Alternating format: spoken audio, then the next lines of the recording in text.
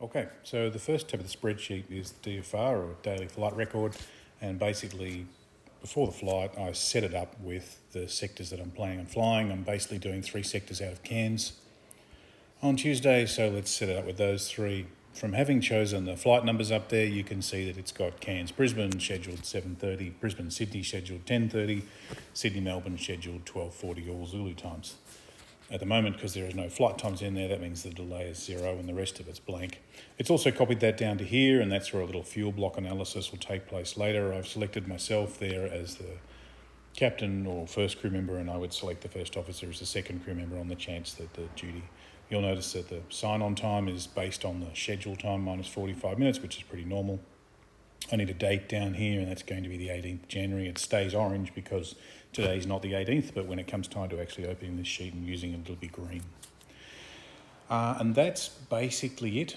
You'll see that because I've given it a sign-on time and it basically knows where I'm signing on, it down over here, it's worked out that within max FDP, which is this first line, it's basically saying I need to push back UTC 1455 out of Sydney in order to sign off within max duty, and the second line is your 1 hour extension. So that's sitting there ready to go in case I need it. And that's kind of it for this sheet in terms of setting up for the flight. So when I've got the flight plans, I tend to pre-fill in some duties. So let's pop over here into Sector 1. Out of Cairns, the aircraft is going to be Sierra Quebec Romeo. Out of Cairns, there's going to be OW1, which is 2 POB. And in this little block here, I would also know that the fuel burn is 4 tonnes, not 400, 4 tonnes. The alternate fuel needed, let's say 800. Fixed reserve is 800, and they're giving us 30 minutes holding today. Let's make that 800. The variable reserve is your 5% that comes off the flight plan, and total fuel out of Cairns is going to be 8,800, and I can double check that the values I've entered are correct, because the extra fuel on the physical flight plan will match the extra fuel in this calculation here, and I know I won't have missed anything.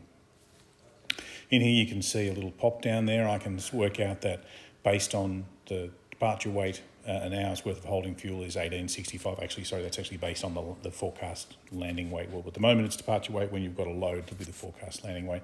And I can pre-choose some different times to get, and these are based on book figures, so they're reasonably accurate. It's also telling me what min fuel is here, so that strips away all the extra, and I know what minimum fuel is for this departure.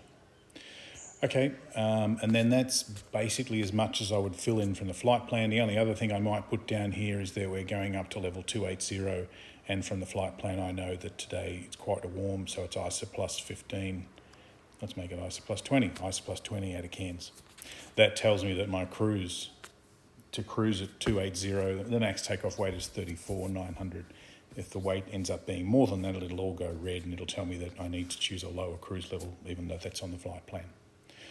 Then we'd continue on and do Sector 2, Sector 3, or Sector 4 if there was one, but that's what we do. So that part, I'll set that up offline, but that part sets up the data from the flight plan into the sectors.